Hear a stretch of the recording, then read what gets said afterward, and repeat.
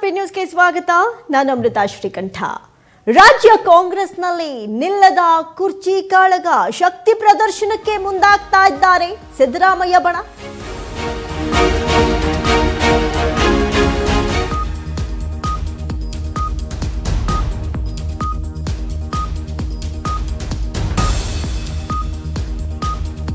ಒಂದು ಕಡೆ ಡಿಸಿಎಂ ದೆಹಲಿಯತ್ತ ಹೋಗ್ತಾರೆ, ಮತ್ತೊಂದು ಕಡೆ ಮೈಸೂರಲ್ಲಿ ಅಹಿಂದ ಸಮಾವೇಶಕ್ಕೆ ಸಿದ್ಧತೆ ನಡೀತಾ ಇದೆ. ಕೆಲ ಹೊತ್ತಲ್ಲೇ ಸಿಎಂ ತವರು ಮೈಸೂರಲ್ಲಿ ಈ ಸಂಬಂಧ ಮೀಟಿಂಗ್ ಆಯೋಜನೆ ಮಾಡಲಾಗಿದೆ.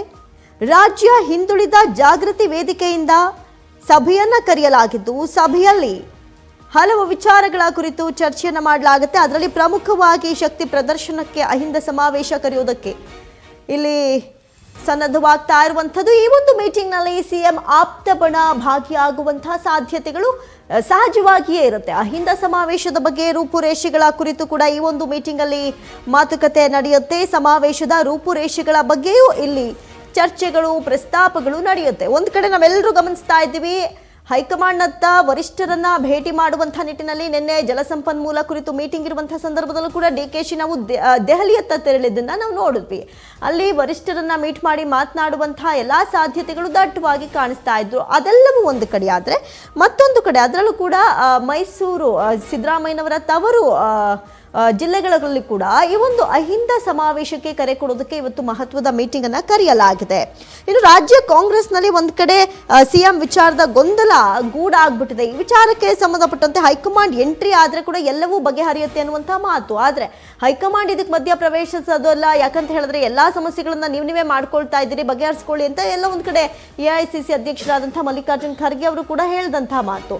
ಸೊ ಹಾಗಾಗಿ ದಿನನಿತ್ಯ ಇದೇ ಚರ್ಚೆ ಆಗ್ಬಿಟ್ಟಿದೆ. ಒಂದ್ ಕಡೆ ಅಭಿವೃದ್ಧಿ ಕುಂಠಿತವಾಗ್ತಾ ಇದೆ ಅನ್ನೋದು ವಿಪಕ್ಷಗಳ ಮಾತು. ಈ ಎಲ್ಲಾ ಸಮಸ್ಯೆಗಳು ಒಂದ್ ಕಡೆ ಆದ್ರೆ, ಸದ್ಯಕ್ಕೆ ಅಹಿಂದ ಸಮಾವೇಶದ ಮೂಲಕ ಒಂದು ಟಕ್ಕರ್ ಕೊಡೋದಕ್ಕೆ ಸಿದ್ದರಾಮಯ್ಯ ಬಣ ಈಗ ಸಮಾವೇಶಕ್ಕೆ ರೂಪುರೇಷೆಗಳ ಕುರಿತು ಇವತ್ತು ಮಹತ್ವದ ಮೀಟಿಂಗ್ ಅನ್ನ ಮಾಡೋದಕ್ಕೆ ಸರ್ವ ರೀತಿಯಲ್ಲೂ ಕೂಡ ಸನ್ನದ್ಧವಾಗ್ತಾ ಇದೆ.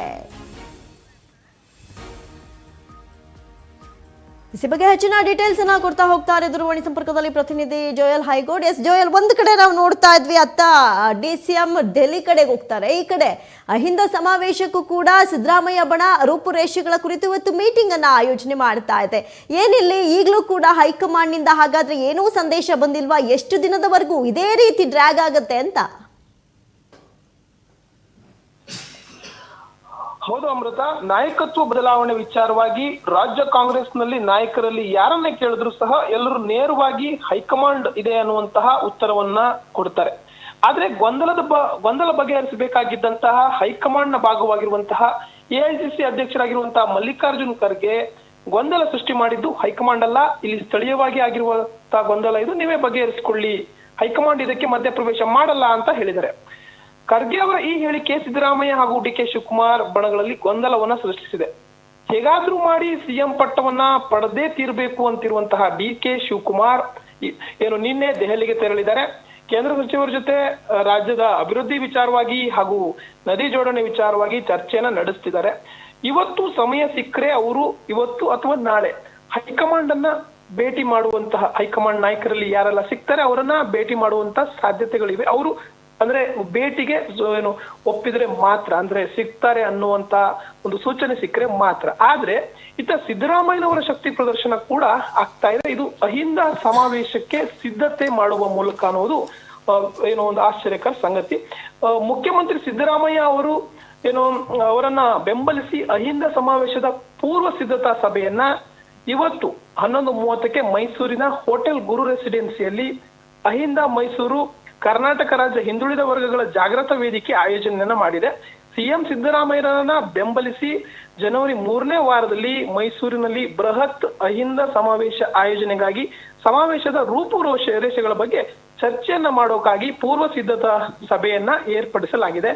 ಅಹಿಂದ ಮುಖಂಡರು ಇದರಲ್ಲಿ ಪಾಲ್ಗೊಳ್ತಾ ಇದ್ದಾರೆ. ಸೊ ಆ ನಿಟ್ಟಿನಲ್ಲಿ ಸಿಎಂ ಸಿದ್ದರಾಮಯ್ಯನವರ ಆಪ್ತ ಬಳಗ ಈ ಒಂದು ಸಭೆಯಲ್ಲಿ ಭಾಗಿಯಾಗುವಂತಹ ಸಾಧ್ಯತೆಗಳಿದೆ.